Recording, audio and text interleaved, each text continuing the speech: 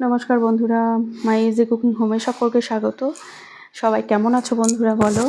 তো আজকে আমি পাবদা মাছ রান্না করব। তো দেখতে থাকো, সঙ্গে থাকো আমি কীভাবে রান্নাটা করছি। খুব কম মশলায় আর কি রান্নাটা হবে, কিন্তু খেতে খুব ভালো। তো চলো দেখতে থাকো। এখানে আমি 4 পিস বড় বড় সাইজের পাবদা মাছ নিয়ে নিয়েছি। পাবদা মাছটা ভালো করে ধুয়ে এবার পরিষ্কার করে নেব।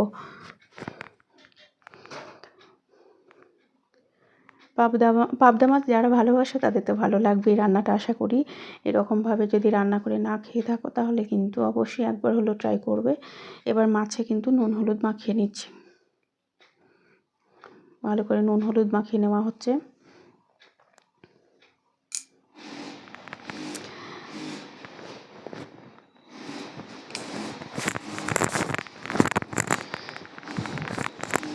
পাবদা মাছ কিন্তু আমি রান্না করতে করতে কী মানে মশলা দেব, কিভাবে রান্নাটা করব সেটা রান্না করতে করতেই বলবো। তো এখানে মাছে নুন হলুদ মাখানো হয়ে গেছে। এরপরে আমি কড়াই বসিয়ে দেব। এখানে কিন্তু একটা ছোট বাটিতে 2টো টমেটো, 4টে কাঁচা লঙ্কা আর 1 টুকরো আদা, সেটাকে সেদ্ধ করে নেব। সেদ্ধ করে নিয়ে এটা পেস্ট বানিয়ে নেব। তো বন্ধুরা, যদি আমার এই পাবদা মাছের রেসিপি তোমাদের ভালো লাগে তাহলে অবশ্যই কমেন্টের মাধ্যমে জানিও। আর এখানে একটা কড়াই বসিয়ে দিয়েছি, প্যান। তো সেখানে তেল গরম হয়ে গেছে। এবারে ফালি ফালি করে বেগুনটা ভেজে নেব।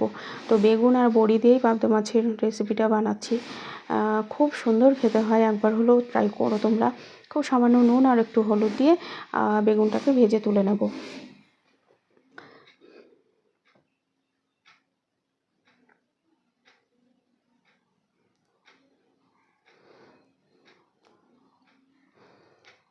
বেগুনটা বেশ ভালো করে ভেজে নেব।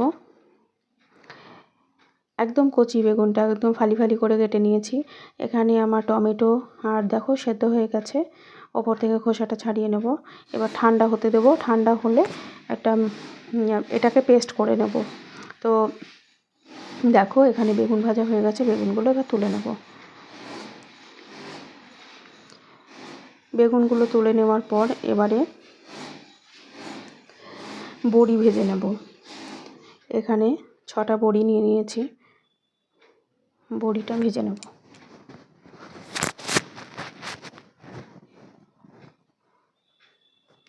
লাল লাল করে ভেজে নেব বড়িটা।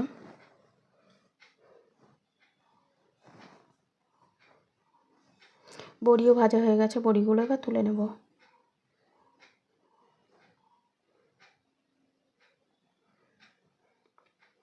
এবার আবারও বেশ খানিকটা তেল দিয়ে দেব মাছ ভাজার জন্য। তো দেখো এই টমেটো সেদ্ধ হয়ে গেছে। এবার টমেটোটা পেস্ট করে নেব। টমেটো আর 4টে কাঁচা লঙ্কা দিয়েছিলাম আর 1 টুকরো আদা। তো এদিকে তেল গরম হয়ে গেছে। এবারে মাছগুলো দিয়ে দেব।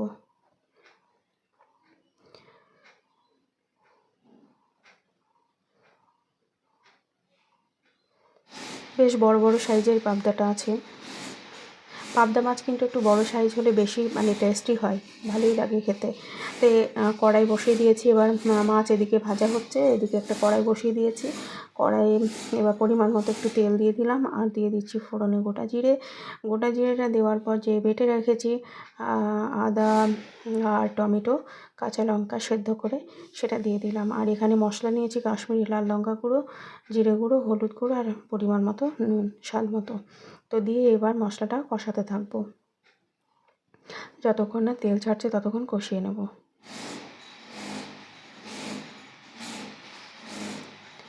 এদিকে দেখি মাছ একদিক হয়ে গেছে। এবারে মাছগুলো উল্টে দিতে হবে। তোমরা যে যেরকম ভাজা খাও সেরকম খাবে। আমরা একটু কড়া ভাজাই খাই, তবে পাবদা মাছ খুব কড়া ভাজার দরকার নেই।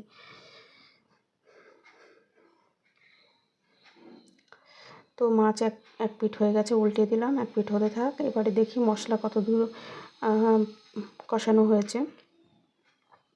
তো মশলাও দেখো বেশ খানিকটা কষানো হয়ে গেছে। তেল ছাড়তে শুরু করেছে। তো তেল ছেড়ে দিয়েছে। এরপর এবারে ভেজে রাখা যে বড়ি আর বেগুন রেখেছি সেটা আমি দিয়ে দেবো। সেটা দেওয়ার পর এবার বেশ খানিকটা মানে জল দিয়ে দেবো, একটু নাড়াচাড়া করে নেব মশলার সঙ্গে বেগুন আর বড়িটা দিয়ে। এবারে জল দিয়ে দেব। জলটা দিয়ে 2-4 মিনিট মানে 5 মিনিটের জন্য আর কি, একটু সেদ্ধ হওয়ার জন্য। বেগুন তো ভাজা হয়ে গেছে, তো 5 মিনিটের জন্য আঁচ কমিয়ে একটু ঢাকা দিয়ে দেবো।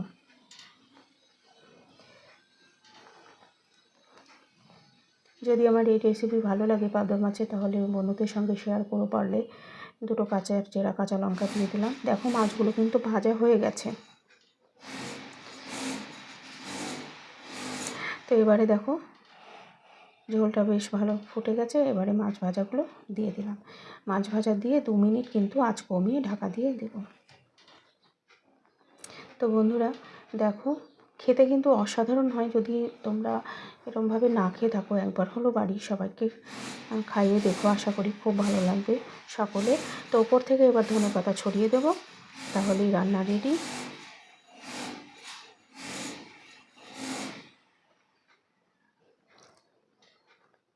রান্না একদম কমপ্লিট। গ্যাস বন্ধ করে দিয়েছি। এবারে একটা পাত্রে ঢেলে নেব।